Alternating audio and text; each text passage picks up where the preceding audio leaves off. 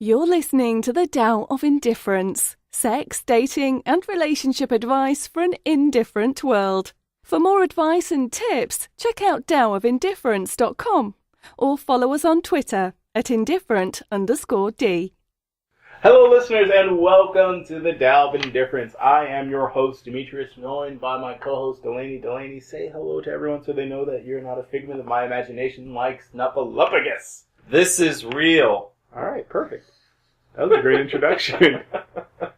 Or I'm just doing two voices. Today's topic is how I overcame my fear of rejection. We have no questions for you because all those questions are really just the answers are the topic itself. Yeah. It's how I overcame my fear of rejection by just being cool. Yeah. So Delaney, I would love to discuss too. I'd love to discuss a really bad rejection that you've experienced. But would you like me to go first? Yes, because I haven't received many bad rejections. And that's your answer. How about a bad rejection you've given? Give us some thought. So I'm going to discuss a really, really bad rejection that I got. Which wasn't bad because it was hurtful. It was just bad because it was just poorly done. So I was dating a girl, very briefly. It was very short, but a lot of seeing each other in between. And then she was like, hey, do you want to meet in my neighborhood at this tapas bar? She brings me out. We order small, because it's a small place, so it's literally like, what do you want to order? I'm just going to get a drink. And because it was so uncomfortable. She seemed on edge. So we're talking for a half an hour, and she's like, oh, I don't want to date anymore. And I'm like, that's cool. Yeah, she tried to explain why she was rejecting me. And I was like, I don't really care. Yeah. You could have just did this over the phone. Finishing my drink, I was like, all right, well, I'm going to head out. And then she broke down. She was like, I feel so bad because you're so great. My ex, I'm getting back with them, etc. It's really uncomfortable. I'm going to leave. Yeah. So then she's like, oh, I feel really bad. And then I walked her home. And that was it. It was terrible. That was weird. I had to take a cab home. That's how I was like, I feel sullied. I feel just gross. Just, this was the worst. I didn't even like you that much. So, do you have a bad rejection or yes, one that you gave or one that I've given? Nice. You're a terrible person. Just let me preface this by saying. Yeah. Actually, no. I received a bad rejection, but it wasn't really a bad rejection. It was more about. It wasn't really that bad. I understood the rejection, but it was very quick, like her change in attitude. But oh yeah. Children will do that to people. So children will do that? Yeah, because I was working at a bank, and this girl said, "You have a very pretty smile." And I was like, "Thank you." She was like, "Oh, do you want my number?" I was like, "Okay, sure." And then we were texting, and just cool. We talked for a week, and then I was like, "Yeah, I have a daughter." And then all of a sudden, she was like, "Oh, congratulations to you and your wife and your family and all that." I'm just like, "I'm not married. I just have a daughter." And she was she kept saying, "Yeah, I just want you to be happy with your family." And I'm just like, "Okay." And she kept just trying to insist that I just should be with Annabelle's mom. And I was like, I'm okay. This is weird. Oh, that's a terrible rejection. Yeah, I was like, that is bad. Yeah, that was pretty bad. Okay. It's I'm not with her. I mean, she didn't want to date somebody with a kid. It's oh, hey, I didn't know you had a kid. I don't really want to date. Yeah, but they just assume that I'm with her. And then when you're like, no, I'm not. She's like, yeah, but be happy with them. Be happy with your kid and your wife. Oh, man. Yeah. So, how I overcame my fear of rejection. These tips are literally how I overcame my fear of rejection because when starting very early on, I had a huge fear of rejection. So much so that I had to speak to my mother in middle school because I was too afraid to ask out the cutest girl at the time. Yeah. And I was like, Mom, how did I do it? And she was like, well, you just do it. I was like, yeah, but what if she turns me down? And she was like, well, she's missing out. The way that moms do. Yeah. When you're a teenager, you're like, that was stupid. My mom didn't know what she was talking about. She did. She did. So, thanks, Mom, by the way. You're the best. So, here's how I personally overcame my fear of rejection. Delaney, do you have a fear of rejection? I had a fear of rejection. Alright, I'm going to give you how I overcame my fear of rejection, and then you tell me if I missed anything, or if there are some things you'd like to add. Sound good? Okay. Yeah. All right, number 1 was I learned to stop taking things personally. More than anything else, a lot of people associate a rejection of I don't want to be with you as I don't like you, or you are bad. But it really is, I just don't want to be with you. Like, you're cool, or maybe you're not cool, but I don't want to be involved with you romantically. It could be how you look. Maybe they just don't want to date people. Maybe they don't want to date someone who is of the same gender as you. It could be anything. But the options for being rejected are so vast that you should not focus on, well, I'm bad. Yeah. I'm in some way defective. There's nothing wrong with you specifically. You're just being rejected because they're not into you, but someone else will be. Number 2, I realized that the root of my fear was my own ego.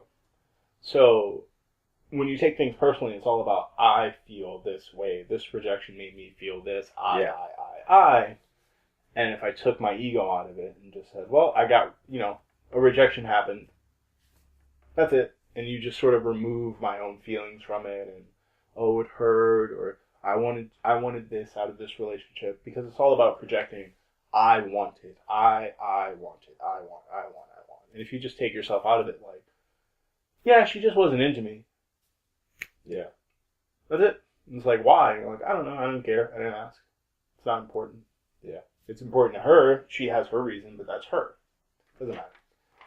So I actually, from there, I tried to get rejected as much as possible. Oh. Seriously. You were on a quest? I was on a rejection quest.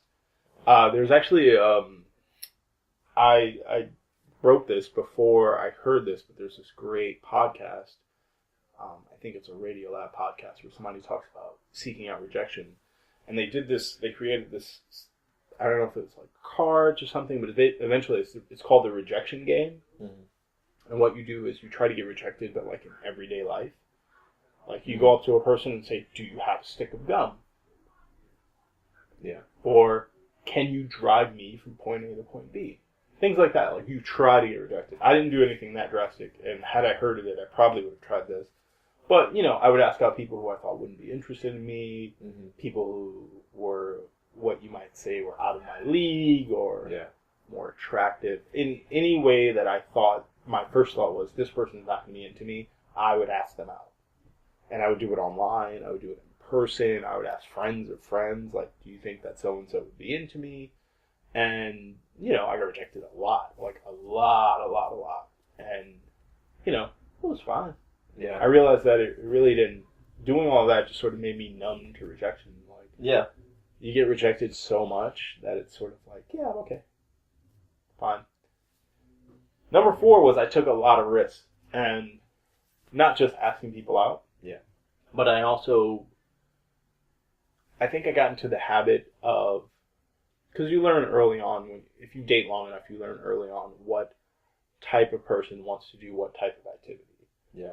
If somebody, and, it used to come down to generalizing where it's more than likely that this type of girl will want to do this type of date activity in this neighborhood. Yeah. Especially in New York City, where as vast as New York City is, if you are a, upwardly mobile young person, you really only want to hang out in, like, downtown Manhattan. Mm-hmm. And Brooklyn and Williamsburg. But you're not going to want to go to, like, a Mets game as a date. Unless you're specifically a Mets fan. Yeah. But if you're not a Mets fan, you're not going to want to go. So I would do things like, if I knew a girl would want to hang out in the Lower East Side and get a drink, I'd say, do you want to go on a date in the Natural History Museum and get lunch around there? And sometimes I would get a no, and then they would sort of lose interest. Yeah. Sometimes I'd get a yes, and I'd have a really fun date. And, go to the planetarium. It was awesome. That is fun. It was fun. It was a fun date. These days are fun. They are fun. They are great dates, by the way. Yeah. I'm a huge fan, especially if you drink before you go there. Yeah. And, like, bring your own booze. Everything looks real. No. No, everything, well, that, but also, like, dealing with kids. I need to be drunk around kids. Oh, God. I don't need to be drunk. I need to have had a drink. But, you gotta take risks. Do the things that you want to do. Do the things that you think they won't want to do, but you're interested in. Mm. Be more vocal about what you want, because you get into this people-pleasing habit where you're like, this is going to get rejected, so I'm going to go to the safe route. Yeah. Don't do the safe route. Number 5, I realized that the fear was never going away. When I say I overcame my fear of rejection, not that I am fearless. Yeah. I realized that fear never goes away. So, I'm still afraid of being rejected. I just sort of embrace it and go with it. Yeah. My biggest thing is that, like, I will probably get rejected and it's gonna suck. But I might as well do it, you know? I might as well prove myself wrong. And it still hurts. It makes me uncomfortable. It makes me anxious. It does all the things that the fear did before. Yeah. I'm just more comfortable with being uncomfortable. Yeah. What about you? I think that's it. That's all I got. Yeah. That's how I personally overcame my fear. What about you? I overcame it because I as I got older, I realized that You are getting old. yeah, I am You're not really going old. to be. You look really bad, man. You need to moisturize. I know. I sprayed my face this morning with some moisturizing mist. I was kidding. But Oh. that's gross now. Just thinking about that is gross. I realized as I was getting older that I'm not going to be the sexiest person alive. That some people may believe that. No, because as I was growing up, I would hear like a lot of good things, like, you know, girls are gonna love you and stuff. But then when I would see them, I'd be nervous to talk to them. I would only talk to the girls who I felt like were in my league or lower. I just did air quotes. I don't think anyone's lower than me, but like beneath my beautifulness, I guess you would say, my attractiveness. Sure. At a level of attractiveness that was slightly below yours, Yeah. you would say. Yeah. But as you know, as I get older, I realized, you know, like, it's okay, you know, if the pretty girl doesn't like you, because Or the prettiest girl. yeah, the prettiest girl doesn't like you, because, you know, it's okay. Like it's okay. It's okay. That's wonderful. And also, I think I stopped caring about. I stopped putting women on such a high pedestal. That's a great way to take Yeah, like you're not the best thing in the world. Like, there are going to be times where even if I date the most attractive woman in the world, she's going to annoy me or something. Like eventually. Yeah, like even the most perfect woman is eventually going to show you her cracks and her imperfections. So Flaws. yeah, exactly. Also, literally her crack. Yeah. All right, I think that's it. I think really it's. So I just want to put it out there that although those tips that I gave you are how I overcame my fear of rejection, it's all about you as the listener figuring out how to overcome your fear of rejection, because you can't go through life with a fear of rejection if you want more and more good things out of your life. And I always look at this as like a dating thing. Like, you shouldn't have a fear of rejection in dating, but you really shouldn't have a fear of rejection in life. If you want to get ahead in your career, you want your kids to succeed, you gotta lose your fear of rejection, because you need to impart to the people that are around you, especially if you have children, that they're going to get rejected in life. Yeah. If anyone applies to 5 colleges, they're probably going to get rejected by at least one of them, you know? That's true.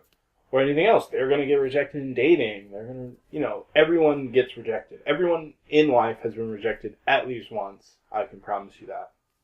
And I'm just going to close on that. Delaney, do you want to say goodbye?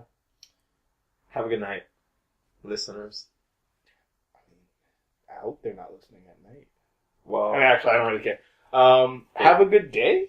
Have a good everything. yeah, have a good I like that. Have a good everything. I think you said that in one of the old Did I? episodes. Yeah, I think I was listening. I don't really listen. You to don't really myself. listen to your episodes? You bastard.